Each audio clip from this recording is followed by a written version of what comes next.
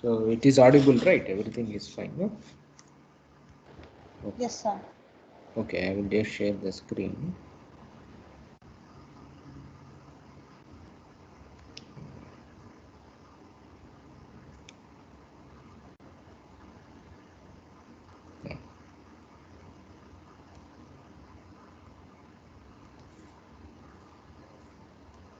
Oh, this is morning class.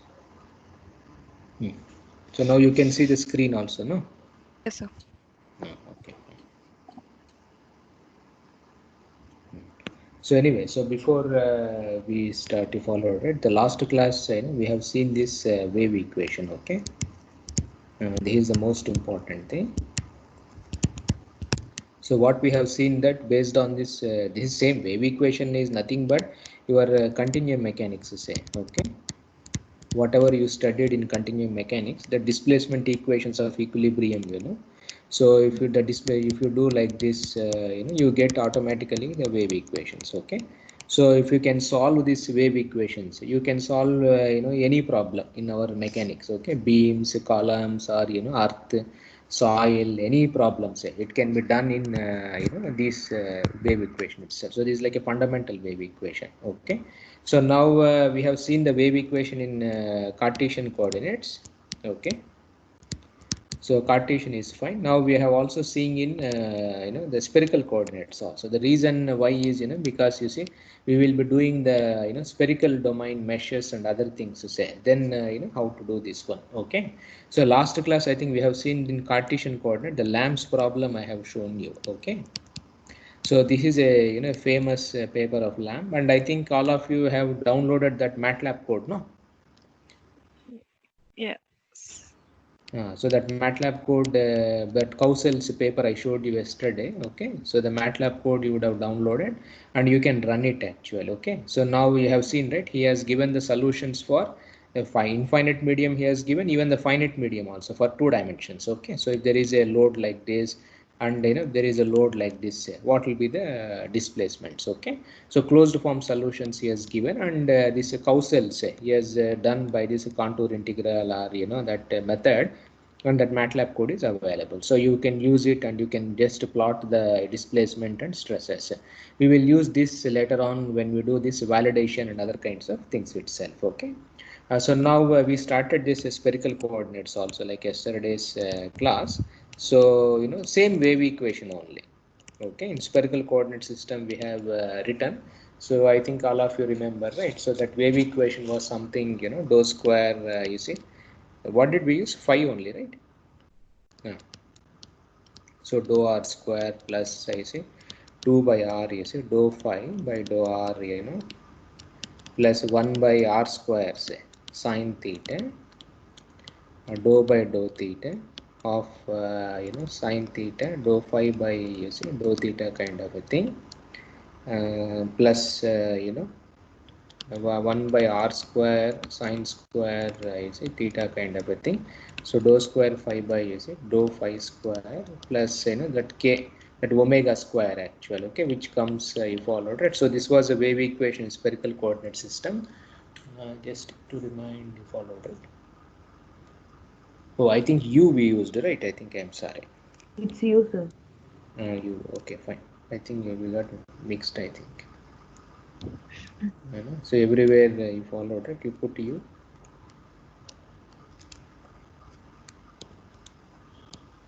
So this is everywhere, I think we have you followed, right, written. So we had right. So if you want to write it completely, you can put 1 by, you see, c square. So this is equal to 1 by c square dou square u by dou t square actually. Okay. So this was the Laplacian. Okay. So this we wrote in our last class. Okay.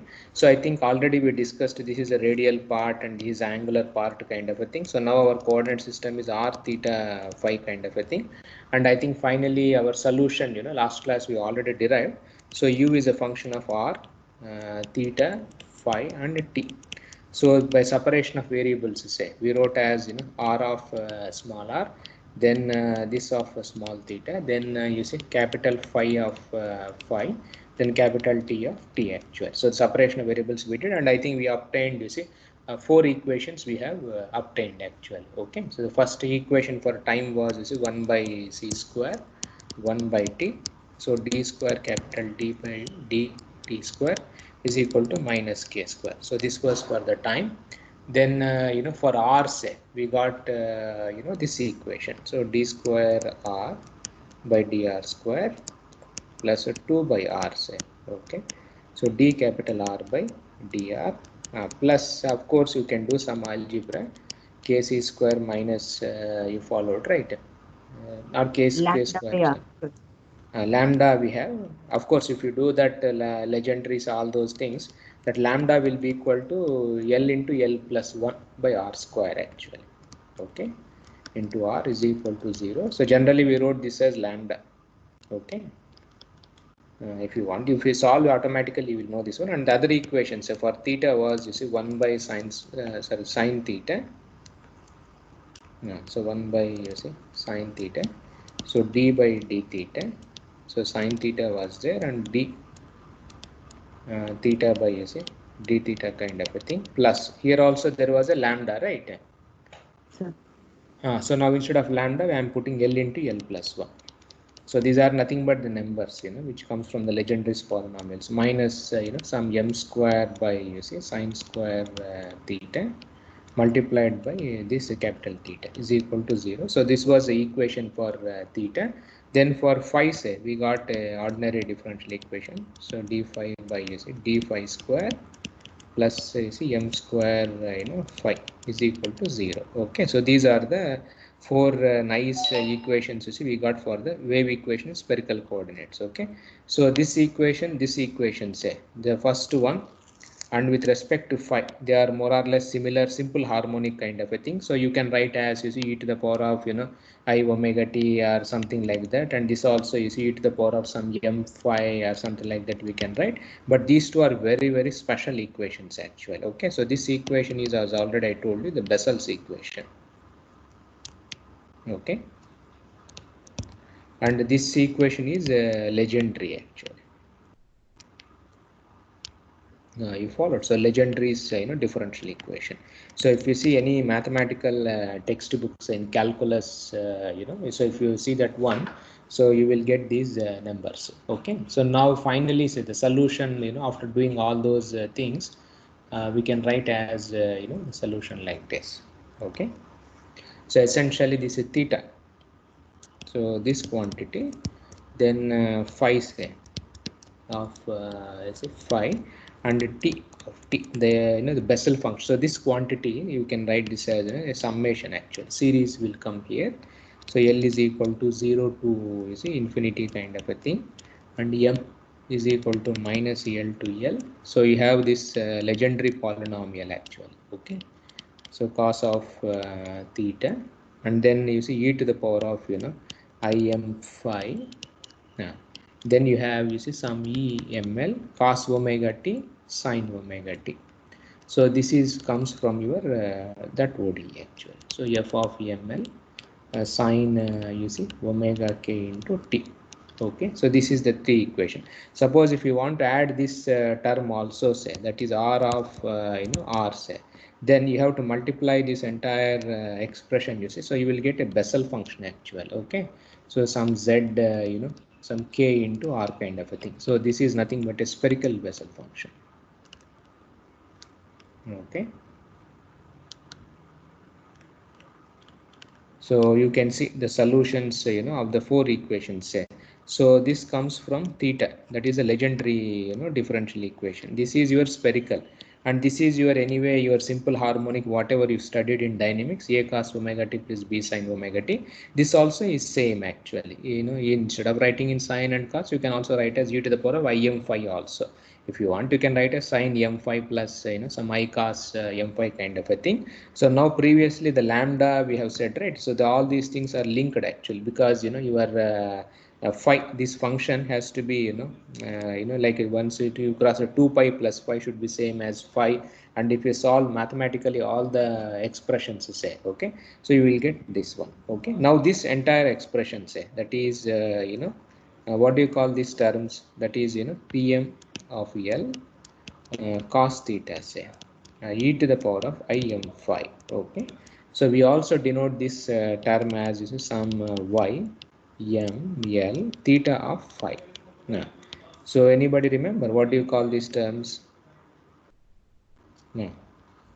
So you are having a theta, that is a polar angle, and your angular this expression in a sphere. So what do you call legendary polynomial is here, then you multiply by this angular things e to the power of im phi. What do you call this expression? Anybody remembers? Now what do you call these two terms, multiplication of these two? See, these are nothing but the harmonics. Okay, so maybe some of you may be hearing for the first time. So we call them as spherical harmonics. You followed. So this quantity. So sometimes we write the solution in terms of like this actually. Okay, so so this entire expression, say we call this as spherical harmonics. Okay, now spherical harmonics are nothing but same as your the mode shapes. Okay, so like in our structural dynamics, you have seen what are the mode shapes. So like for example, if you have a cantilever, say, okay, so we write like this, right? The first mode shape, the second one, say like this, like this type of a mode shapes are there. Now the spherical harmonics are nothing but the mode shapes for see a sphere. You follow. So this is for a sphere. See, like for a sphere, say what is the first mode shape? Now for a sphere, what is the first mode shape?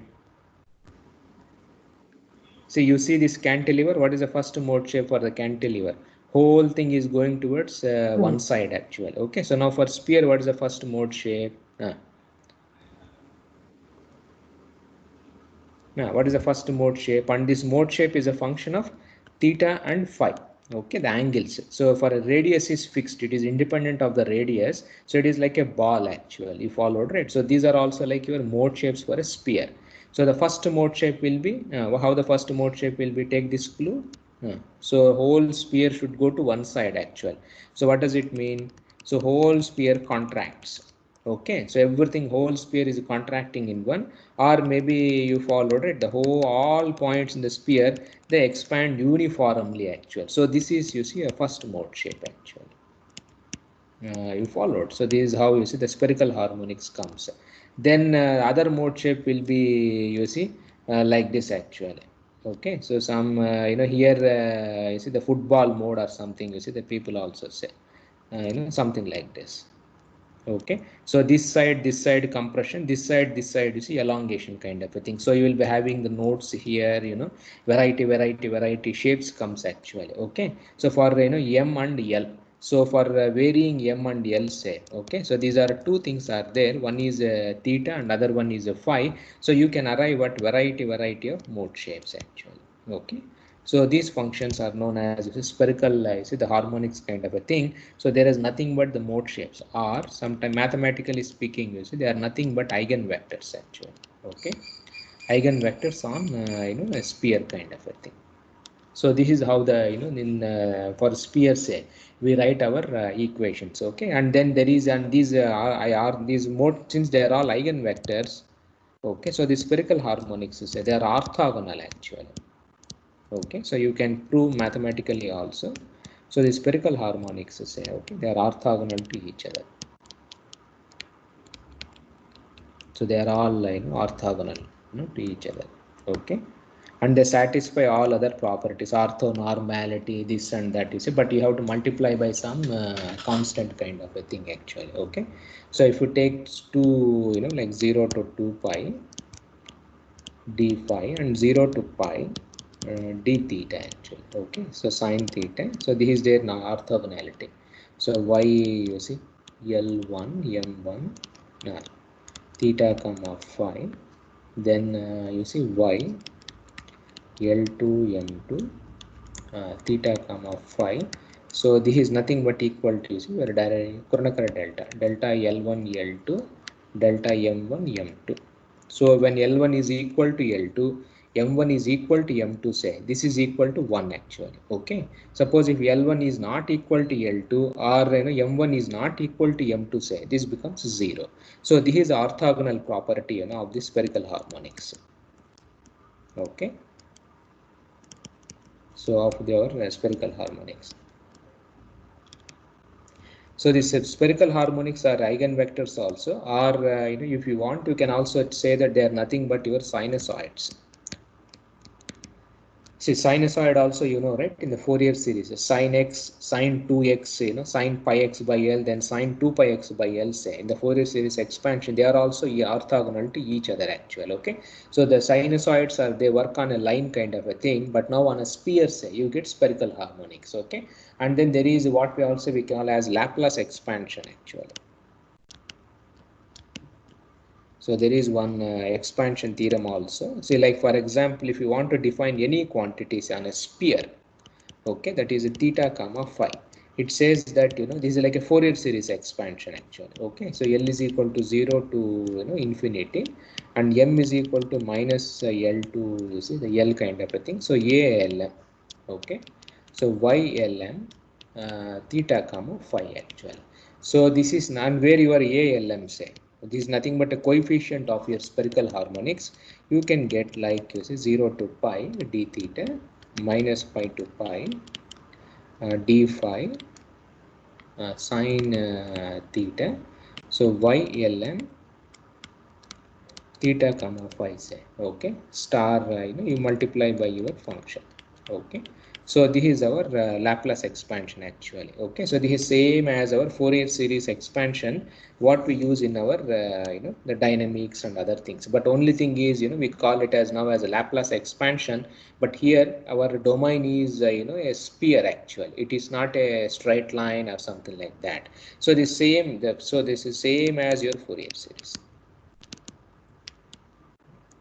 You followed, so the same as a Fourier series, and you see very the fundamental kind of a thing. So now in seismology, not only in seismology, even in atmosphere and many kinds of things to say, so this Laplace expansion of spherical harmonics, you see, they play a large the role itself. So like for example, if you have topography data, say, okay, of the earth, topography data, you followed, right, atmospheres, atmospheric data, that cloud or whatever you followed, right? So what they do is, so when you have topography data, atmosphere data, sea surface temperatures, many other data sets, say, they are all calculated for the whole earth. They will be calculated on a sphere. So to analyze, like we know, right, Fourier transform, we plot Fourier amplitude spectra, then the Fourier phase spectra kind of a thing. So people, when you are working on a sphere, say, they use this Laplace expansion actually. Okay, so then if you use this Laplace expansion, it is like a normal modes kind of a thing. So you can find out, you see, the Fourier spectra kind of a thing, or not Fourier spectra, it is like amplitudes. Okay, so the amplitudes, and all those things. So on spherical data, so this becomes very, very important. Not only here, even in our civil engineering, say, when you are having a spherical vessels, you followed, the spherical vessels are there. Okay, for oil storage and other things also, they use this type of a spherical thing. And now many, you followed, right, mask, that dome kind of a thing, and other kinds of things, say. So this becomes, you see, very important. And here the FEM analysis, say, the finite elements, if you want to do for sphere, it is a very, very, you followed, right, complicated kind of a thing, because a sphere doesn't have any boundary kind of a thing. Sorry, it is a finite kind of a thing. There is no boundary, because everything repeats after, so there's a 2 pi. Okay, so we will see this in great detail later on also, but now you see, you should know what is meant by the spherical harmonics and how you can solve your wave equation actually. Okay, so this is a very important thing. Now the same wave equations I will write in cylindrical coordinates also, because we will be using after FEM for the cylindrical also. So in cylindrical coordinates, to just have a difference is r theta phi kind of a thing. So I will write as a delta phi and z actual, where delta is a radius and phi is your angle and z is your depth kind of a thing. Okay, so now the wave equations in cylindrical coordinates. Okay, so it is same, you can write, so dou square your Laplacian. Okay, That is the only difference here. So this becomes del square plus 1 by delta. So dou u by dou delta plus 1 by del square dou square s by dou phi square plus dou square s by dou z square is equal to your c square dou square, sorry, this is u now. So dou square u by dou t square actually. So this is our wave equation in cylindrical coordinates. So now the concept is same. So we write as you followed, right? Some this z of delta. So some capital Z I am writing here. Then phi of phi. Then some h of you followed, right? Z, and some t of t kind of a thing. So you do this thing. So finally you see you will get some nice 4 equations. The first equation will be d square z by d del square d delta square 1 by delta. So dou z by dou delta plus k square minus m square by del square into z. So this is equal to 0, and then the equation for phi say d phi square plus m square into phi. This is equal to 0, and then you see d square h by dz square say minus some k square minus kc square or something into h is equal to 0 kind of a thing. Okay, and now for time say the equation is same as what we wrote for the spherical thing. So the time equation remains the same. So the same equation 1 by c square you followed it, this remains the same actually. Okay, in cylindrical coordinate system also. So now if you see this equations say you have to now what is the first equation? What is the speciality of this? What type of ODE it is? Bessel function. It is a Bessel's equation only. And this is same as your time equation. Only thing, instead of omega square, so you are having a m square actual. Okay. So the solution will be u to the power of im phi, or maybe a sin phi also you can write. Now what is this equation? This is also a simple ODE. So d square h by dz square minus some constants are there into multiplied by h is equal to 0. So this also you followed, right? A harmonic kind of a thing itself. So the solution say, so here you can write this as some z. Yeah. So this is a Bessel function. So k into delta kind of a thing, and you have e to the power of I m phi kind of a thing you have, and then you have e to the power of plus or minus some into z actually, and of course you have this time. So that is a cos you followed, right? Omega t plus b sine omega t kind of a thing. So this is your Bessel function. Okay, and this is your angular thing, and this is your depth kind of a thing, and this is your time actually. Okay, so this is how you see we write our solutions. Now here there is no spherical harmonics or nothing will come, so this you have to treat it as same as your Cartesian coordinates. Okay, so only thing is for some special cases, say if the solution has to be finite or something, so this Zm sometimes you see we write this as the Bessel function of the first kind actually. Okay, so this is a Bessel function first kind or something you see we have. No. So this is how the wave equation you followed. It comes in cylindrical coordinates also. Okay, so in Cartesian we have seen, cylindrical we have seen, then cylindrical coordinate system also many times you see we use to solve many problems, like you see a rotating disc kind of a thing. Okay, there are many applications are there, cylinders you followed, right? So all these things, so this becomes very, very important, like you followed, right? The turbines, turbines, when you do this APM measures. So we use cylindrical coordinate systems and axisymmetry problems, So this coordinate system is also widely used actually. Okay, so these are the fundamental, the wave equations in variety of coordinates. So I have just shown you a sample, like how the wave equation looks like. So now you can do for vectorial things, we told it Helmholtz decomposition, you have this vectorial kind of a thing, and you can same things can be derived actually. Okay, so now so I will give you so one assignment. Okay, so you people can just see. So I have given you the, just to brief this one. So you solve this wave equation, say. You followed, right, in a spherical and cylindrical coordinate system. Or you solve this, you get the solution actually.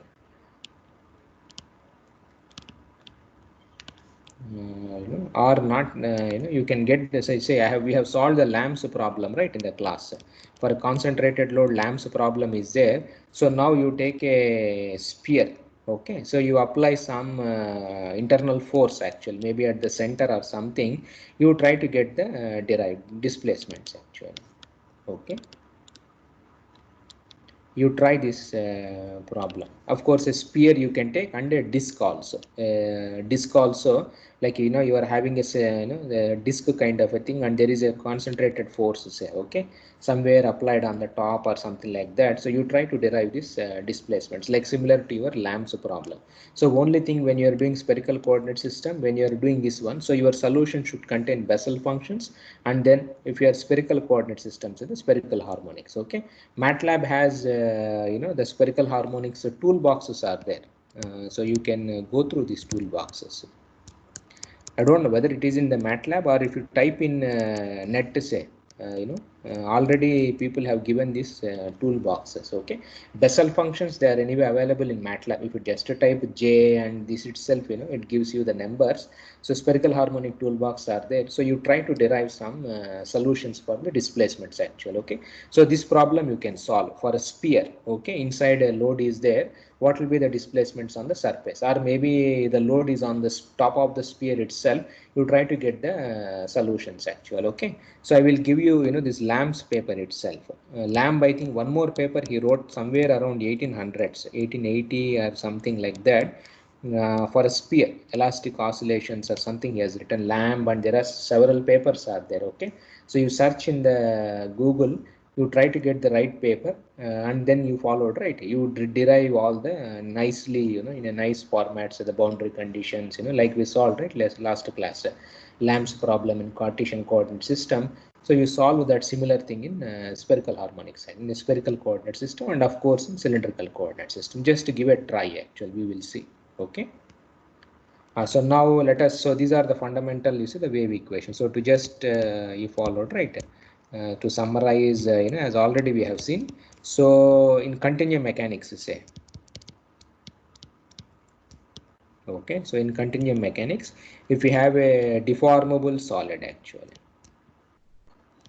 if you have any deformable body, say, in continuum mechanics, you see, in the advanced structural mechanics course, we will try to solve this displacement equations of equilibrium actually. Okay, and then, or we try to solve the problem, in terms of stresses. This is how we have been studied in in continuum mechanics course. But now you people would have seen by using this Helmholtz decomposition theorem, say. Okay, so the final in continuum mechanics, for a deformable solid, the fundamental thing is, the wave equations only. You followed. So if you know the solution for the wave equations, that's it. So you know everything about our you can solve any problem in continuum mechanics. Okay, that's why this wave equation has a special place in our continuum mechanics.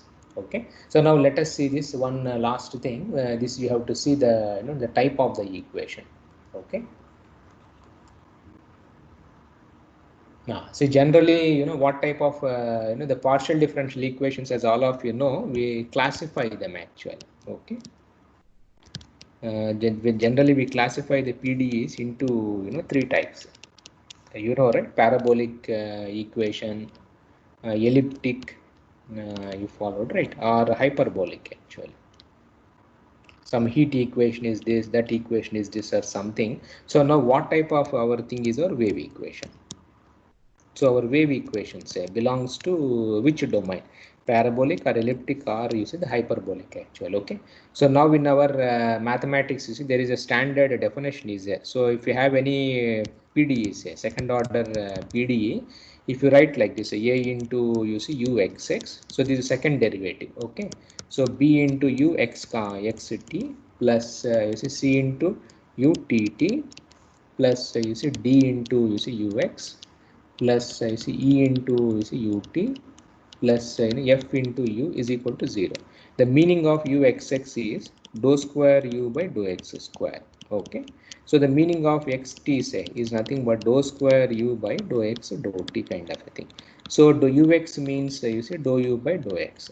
Okay, so other things also you can easily write. So if you're having a partial differential equations like this, and these are your coefficients a, b, c, d, e, and then f actually. Okay, so now if you use a Fourier series representation, say you followed, that means your u as you followed t to the power of some I m x e to the power of I omega t, like this type of expressions if you use, what happens is, see, all the derivatives, like for example the second derivative becomes 2 times, so you will get im into im whole square you get, whereas I u x comma t you can write this as im into I omega. So like this the terms comes. Okay, so if you do this Fourier series expansion here, so you can write this as some a x square, the terms will be like this. So b into x into t plus c t t, you followed, plus dx plus et plus f is equal to 0 kind of a thing. So that is how you get these terms.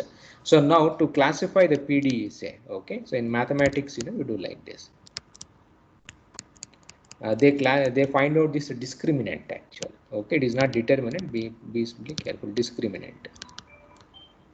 Okay, so the discriminant, you see, we try to they calculate here. So which is b square, say. Okay, so this term will be b square minus 4ac. So this you have to calculate. If it is 0, say, it is a parabolic equation. Okay, and if the discriminant, say, b square minus 4ac, if it is 0, or if it is less than 0, we call this as elliptic type of a PDE. Okay, and if this b square, say, minus 4ac, if it is greater than 0, it is, you see, a hyperbolic. So this is how we see. So now you tell me what is our wave equation. Dou square u by dou x square is 1 by c square, or dou square phi, say. Dou square you followed, right? Phi by dou t square. Tell me what is our equation. No. Whether wave equation is a parabolic or elliptic or hyperbolic. So now what you have to do? So this is our equation. So now for our wave equation, so you have this term, dou square u by dou x square you have, then you have dou square u by dou t square you have actually. So these all other terms are all 0, 0, 0, 0. We don't have a derivative, you followed it with respect to x and with respect to time, and we don't have first derivatives also. Both are second order things are there. So now a and c is there actually. Okay, so now a and c, if you substitute, say, now what happens now? Hyperbolic. So a is 1. Okay, and what is our c, the constant c? So that is 1 by c square. If you pull this side, so it becomes minus 1 by c square actually. Okay, so minus into minus becomes this small c square or whatever. So this becomes a plus kind of a thing. So 4 by c square, and it is greater than 0. So this is a hyperbolic PDE actually. You followed.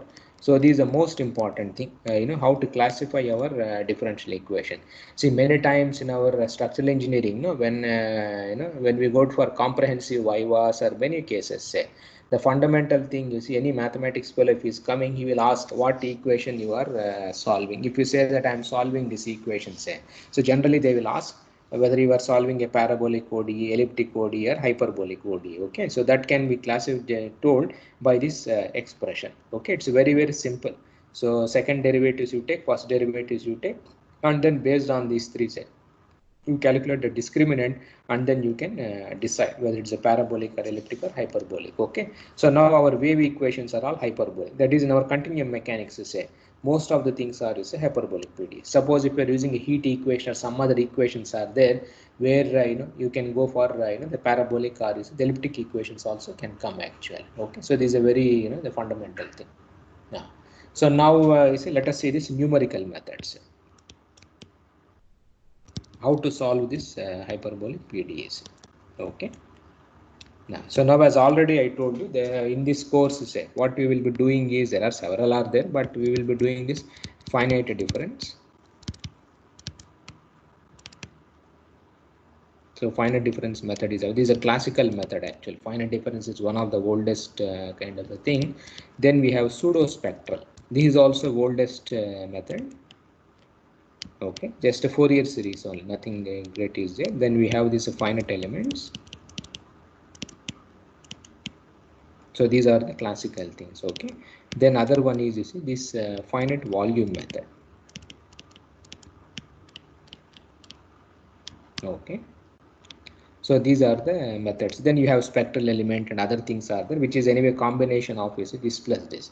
So if you combine finite element with pseudo spectrals, you will get, you see, spectral elements. So there are several things are there where people combine this plus this and get their own new method kind of a thing. Okay, so now among these methods, finite volume methods, where they are used, has anybody idea? See, the finite volume, where do we use, for what type of problems? See, these methods are widely used. Finite volume we don't use for the solids kind of a thing. This finite volume method is the widely used for fluids actual. Tsunami you followed, right? So these methods gives a nice convergence kind of a thing. So now in finite difference, what do we do? Now in finite difference methods, if you have any function actually, okay, what do you do in finite difference method? Now, so in finite difference, what do you do? If you have any function, say, we just divide this into some points kind of a thing actually. So a grid, so if we are having any function, say, we just represent a continuous function in terms of its points, like you see f0, f1, then you see f2, then f3, then f4 kind of a thing actually. So this is how the discretization is done. So just you follow, right, represent this approximate a function through its grid points. So you decide this grid and then just you take these points at all these places, your finite difference method comes. Now in pseudo spectral methods, say, what do you do in pseudo spectral method if you want to represent any function? No. So the name itself tells you what is this name. So pseudo false, that is pseudo means false, spectral method actual. So this is same as your the Fourier series expansion kind of a thing. You followed. So if you're having any function f of x, say, we represent, you see, in terms of this Fourier series kind of a thing. So a1 sine pi x by L plus, you see, a2 sine you see 2 pi x by L, like this. We have this expansion kind of a thing. Now by adjusting the weights actual a1, a2, an and all those things, you can represent any function actual. Okay, so this is how in the pseudo spectral methods people use some trigonometric series. Sometimes we use a cos or variety of functions are there. So here the function is taken care, but you followed, right? You know it is like a Fourier series expansion, you see, the kind of a things actually. Okay, so now what's the advantage between when you do a Fourier series expansion, what happens? So any function can be represented in terms of sine and cos kind of a thing. So computation of derivative, there is no discretization essentially. You followed, right? It is something like a basis function kind of a thing. So derivatives and other things, you can compute, it is like a continuous function kind of a thing. Okay. So that is the advantage of the pseudo spectral method. But the problem here, what happens in pseudo spectral method is, if you're having this type of a function, say, what's the Fourier series expansion for this? A step function. Can you represent in terms of Fourier series? No. See, step function, say. So these type of functions, can you do Fourier series expansion? No.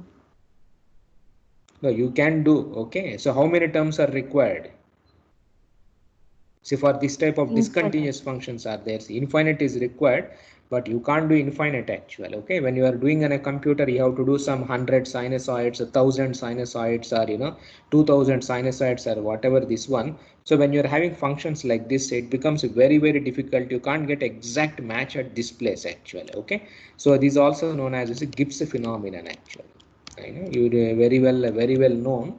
When you are having this type of discontinuous functions, it is a very problematic to represent in terms of sinusoids. Okay, so sometimes if you are modeling a hill, say a hill or some undulations kind of a thing, here sudden there will be a discontinuity. Okay, so these methods have these type of problems are there actually. Okay, the pseudo spectral methods.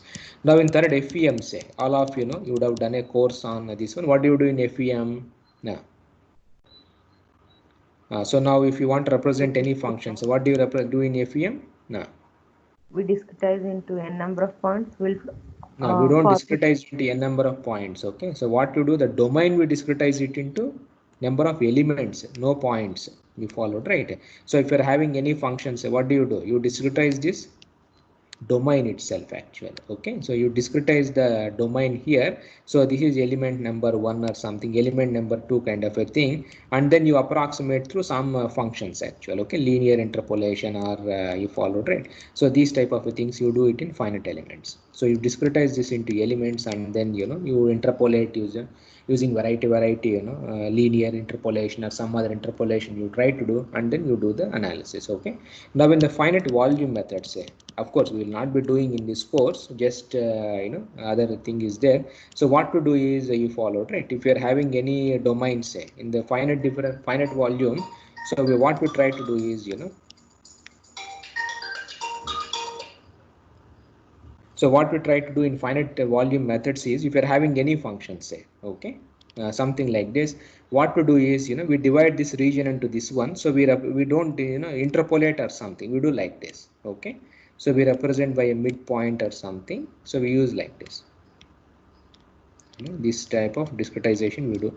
So in each space, say, we have these are the values, and these are discontinuities actually. You followed, right? Between these element to element, you will be having, you see, discontinuities will be there.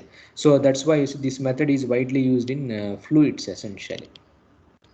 Sometimes people do linear also, but there the discontinuities between element to element is allowed actually in finite volume, the method kind of thing also. So like this, you have variety of approaches. Then you have the spectral element also, which is a combination of, you see, this plus this actually. Okay, so like some combinations you do, instead of sine Fourier series kind of a thing, you write expand in terms of a polynomials kind of a thing, and then you try to put it like this also. Okay, so there are several ways are there to do these things. Just 1 second. So anyway, so you can use so by combining these two also, we can arrive at variety of methods. So now let us see these methods. Okay, the simplest is finite difference, or this is one of the oldest method used to use long back actually. So you people joined, now you followed, right, in your masters, say, directly you start with finite element method. Okay, so 20-30 years back, there was no course or was not there on finite elements. So numerical method means only it is a finite difference method. That is how we followed, right? We used to study long back in the previous days. But now nobody studies finite difference. So nowadays a numerical method means in civil engineering, so directly we start with FEM itself. So now in the finite difference method, say, we do like this. So let us see this finite difference method for the wave equation itself. Okay, so the finite difference method, you see, the starting point is this how to calculate the differences, or the starting point of any numerical methods is nothing but, you see, the Taylor series. You followed. So these are starting point. So all of f of x plus dx. Okay, you write as, you see, f of x plus f dash x dx plus half f double dash x, say, dx square. Then you have third order term. So if you just write this as, you see, so this is how you see we write a Taylor series expansion. We have included only the first 3 terms. So if you want, you can include the third term also, fourth term also, fifth term. But anyway, this is how the Taylor series is written. So this is a starting point, you see, in finite difference method actually. Okay, so now to calculate this f dash x, say, okay, the first derivative, what we do is generally there are several ways are there. So there are like for forward difference, central difference, and other things are there. So we write like this. So limit dx tends to 0. So f of is x plus dx. Okay, minus f of x kind of thing divided by dx. So this is what we call as a forward derivative here. Then we have a central derivative also.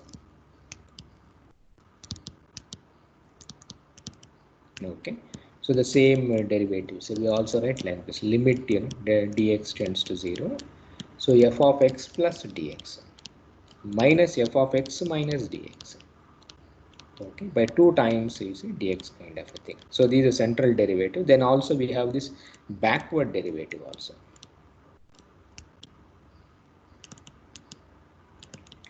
So where we write your f dash x say as is a limit dx tends to 0.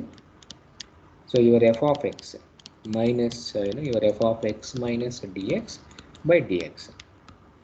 So there are 3 derivatives are there actually, okay, based on your Taylor series expansion or something. So now in our, so these are original derivatives, okay. So it's forward derivative, central derivative and backward derivative kind of thing. So here limit dx tends to 0. Now in the finite difference approach say, because anyway you are discretizing into a grid, so dx will not go to 0 actually, okay. So we approximate this as, so dx of is f plus say, we approximate the derivative as in the forward derivative say x plus dx minus f of x by dx. So this is a derivative actually, okay. So because dx doesn't tends to 0, and similarly say the central derivative, okay. So we also write this as fc. So this is just a notation used here. So f of x plus dx minus f of x minus dx by using 2 times dx. And your dx say the backward derivative also we have here, so that can be written as dx f minus. So this also is approximated as f of x minus f of x minus dx by dx. Okay, so these are the derivatives actually.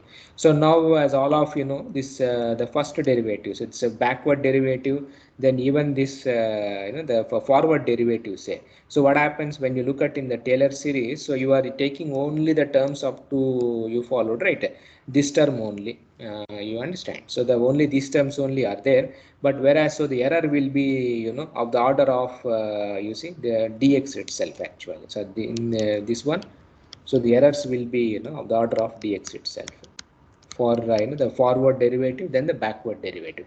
But when you take the central derivative, say the central derivative, the error will be of the order of you see dx square actually, because you are involving x plus dx, x minus dx. You can do the expansion.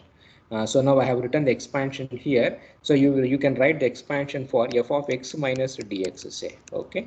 Then you do this half f double dash x, this minus this when you try to do, so it's half f double dash x gets cancelled. So automatically the error will be of the order of dx square. So generally among these 3 methods, which is the best to calculate derivative is the central derivative only, okay. So this is the best one to use it in the calculations. But the problem is you should know the future point, you also should know the backward point, and then you are computing the derivative, okay. So these errors, so the order of the errors can be calculated from this the Taylor series expansion, okay. So these for the first derivatives. Now for the higher derivatives, say like for example I want to compute dou square, okay, dou square x. So this I have to compute by this derivative, that is dou square f by dou x square. So now how do you write it in finite difference approach? So you have 2 things are there. So we write like this, f of x plus dx minus f of x by using dx kind of a thing minus f of x minus f of x minus dx now by dx. So divided by you followed the dx kind of a thing. So which means you see your second derivative say. So in finite difference you approximate this as f of x plus dx minus 2 times f of x plus f of x minus dx by using 2 times this dx square. So this is how you represent this second derivative actually, okay. So also you are so to find out the second derivative say, you require f of x plus dx also, you require f of x also, and you also require f of x minus dx actually, okay. So now this is what we call as, I think 2-point method, or a 3-point method kind of a thing also is, people call this expressions. So you can go for then the Taylor series expansion say for 4 terms, or you see 3 terms or 2 terms also you can do. So we have included in the Taylor series up to 2 terms. Okay, so the error also will be high. So if you want, you can go for the higher order terms also. Okay, so this to find out these weights is there. Generally, you know how to get this one also we can do. So like for example, f of x plus dx. Okay, so if you write in terms of Taylor series expansion, so f of x plus f dash x dx plus half, say, f double dash of x dx square plus dash dash actually. Okay, then your f of x. So this anyway is your f of x kind of a thing. Then you have f of x minus dx. So this will be f of x plus so this will be minus, because it is minus f dash x into dx plus 1 by 2 factorial, say, f double dash x dx square plus dash dash dash. Okay, so now if you multiply these terms by a, you can find out the weights also. This is by b and this by some c, say. So this is a b into f of x, then this becomes c into this itself. So now you can easily find out. So what is a into f of x plus dx plus b into f of x plus c into, you see, f of x minus dx actually. So this if you try to add these three, okay, this plus this and the f of x terms, if you see here, so you can write this as f of x into, you see, a plus b plus c. Then the second term will be dx f dash a minus c. Then the other one will be, you see, plus half you see dx square f double dash term is there, and you have a plus c kind of a thing. Okay, so now because we are interested to find out this f dash is there, so to find out these coefficients, a b c, we write like this actually. So a plus b plus c has to be 0, then a minus c, say, this also to be 0, and a plus c, so this has to be equal to 1, otherwise because it has to be equated to f double dash actually. Okay, so then if you do this one, so this 2 factorial goes above, then dx square goes above. Okay, so 2 factorial by, you see, dx square comes. Okay, so these are the three equations you have to solve by matrix method, or just these are the three algebraic the equations kind of a thing. So if you write, say, 1 1 1 1 0 minus 1, then you see 1 0 1, so you have this a b c kind of a thing.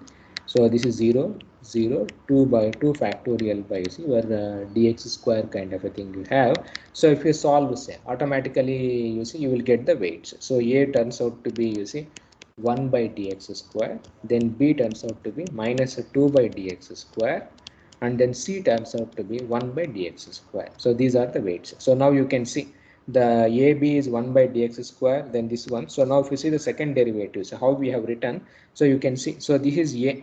So the multiplying factor for f of x plus dx is 1 by dx square. So this is minus 2 by dx square, and this is 1 by dx square kind of a thing. So these are the weights actually, A, B, C. So this is how, you see, we calculate our weights for higher derivatives. Okay, so now in the Taylor series set, here we have included only up to the second order. So even you can include up to, the higher order terms also you can calculate, and for higher orders, so that is up to 4 points if you try to do, say, so you can calculate, the derivative becomes like this. So you can write your f double dash x, say, as a f of x plus 2 dx plus b f of x plus dx plus c f of x plus some d f of x minus dx plus some e f of x minus 2 times dx also. So now you can find out a b c d e through the above procedure. Okay, so then so you will get some so 1 2 3 4 5, so 5 equations you will get, and all equations right hand side will be 0 except for the second derivative equation, where you have to put as 1 by 2 dx square, like the same thing, you see, which we wrote in the previous case. So now when you solve those equations, you will get a as 1 by 12 dx square, and your b is 4 by 3 dx square, and your c is minus 5 by 2 times dx square, and your d, so this becomes 4 by 3 dx square, and your e, so this is minus 1 by 12, dx square kind of a thing. So these are the constants actual. So this is like, you know, so which is more accurate? These are the previous one. See, this is 1 to calculate the second derivative, and you know, yeah, you can calculate the second derivative by this way also. You followed, right? So this is one more expression actually. So now here the order will be, you see, dx square kind of a thing. But now here, you know, because you are including the more number of terms, x plus 2 dx also, then x minus 2 dx also. This is more accurate actually. Okay, but the problem is, you know, the number of unknowns becomes, you followed it, very large, and you know, so you have to pay some price also to get more accuracy kind of a thing. Okay, so generally you see in most of the calculations, you say one does you know, this itself, we use you know, this term itself, the second derivative. So it's up to you. If you want to improve the accuracy, you can include more number of terms in the Taylor series. Okay, so now coming to our wave equations, so dou square t, so u is equal to, is c square into, is dou square x u plus, is some source term or body force kind of a thing. Okay, so dou square u by dou t square, dou square u by dou x square kind of a thing, some force actually. So b is your body force or some external force kind of a thing. So now how do we do this, you know, the expansion actual. Okay, so this equation, now suppose if you replace use a displacement with the p, that is a pressure actually. You followed. So this equation becomes a acoustic equation, or this equation is same as your phi, that is your scalar potential, and pressure is also, you know, a scalar potential kind of a thing. So dou square p, say, by dou t square, same thing, exactly same, 1 by c square dou square p by dou x square plus some source terms actually. Okay, this acoustic equation also we do. And sometimes you see, if you take this boundary condition, say some p of x, okay, at x is equal to 0 and at x is equal to L is 0, which means you see a finite you know, a medium kind of a thing. You followed. So this is a condition. So now you know, so the first, so now if you want to solve this equation by, you see, the finite difference approach, say now what you have to do. So now we want to solve this by now what you have to discretize. So you have to do discretize with respect to t, you have to discretize with respect to x also. Okay, because it is a partial differential equation actually. Okay, so that is the first step. So now you differentiate, you see, x j is, you know, j times dx, where your j, say, it runs from 0 to some j is a max kind of a thing, and time also has to be discretized. So tn is equal to, you see, n into dt kind of a thing, where your n runs from 0 to n max. You followed. So this is how, is that is the first step. So now you see we have to write. So now we, to indicate, you see, we do like this, pj n plus 1. So this means, you see, a pressure at xj. Okay, and time is, you see, tn plus dt. Now, and if you denote, say, pjn, oh sorry, so pjn, so this is, you see, p xj comma tn, and then p j n minus 1. So this means p of xj and tn minus dt, it is a past. And then similarly, say, we have to do with respect to j also, j plus 1 n, so which means is p xj plus dx comma tn. Okay, and your pj n, so this is, you know, p of xj comma tn, which is same, and then say pj, sorry, so this one will say n j minus 1, so this becomes p xj minus dx, okay, comma tn actual. So these are the terms. So this is how, you see, we discretize actual. So now you replace. So now here in the wave equation, say, you have a second derivative actual. Okay, so now in the second derivative, use this only the whatever we discussed previously, not that four things with this one. So you can write this as pj n plus 1, because it is a time derivative here, 2 times pj n plus pj n minus 1 divided by, you see, 2 times it's a dt square. Okay, so this is a derivative with respect to time. So now on your right hand side, so we have a derivative with respect to x actual. Okay, so you write this as, you know, cj square. So now it is with respect to space. So pn j plus 1 minus 2 pj n plus pn j minus 1 divided by, say, dx square, plus if you want, if you can indicate your source term also, the body force actual, okay, at the current state. If source is not there, then it goes. So now here what is not unknown, so you know the past, you know the present, you have to find out the future value. So you have to derive a recurrence kind of a thing. So pj is n plus 1, this is a future value which is, you know, unknown kind of a thing. So you rearrange this term, so you can write this as cj square, say, okay. So dt square by dx square kind of a thing, and then if all other terms, if you rearrange, you know, so you have a p j plus 1 n minus a 2 pj n plus a pn j minus 1 plus 2 p jn minus a pj n minus 1 plus dt square. Of course, if you want, you can include the source term also. So this is our final difference representation actual. So this term gives you the time, the pressure at, you see, variety you followed, right, the times, how the things evolves actual. So this is how we represent, you followed, right, a wave this acoustic equation or wave equation, say, in a final difference kind of a medium actual. Okay. So just by representing this second order derivative, say, by discretizing in terms of grid points, so we have obtained this equation. So this is a wave equation in final difference. Okay. So now this equation has to be solved for variety of boundary initial conditions, then the boundary conditions, then the sources. You should try to get the solution actually. Okay. So anyway, so I will stop here. So we will continue our discussion, you see, in the next class. Okay. So if you have any doubts, you please ask me.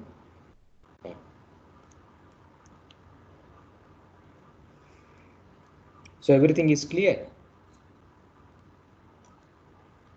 Yes, sir. So now what you do is that spherical coordinate system I told you, right? You please try to solve that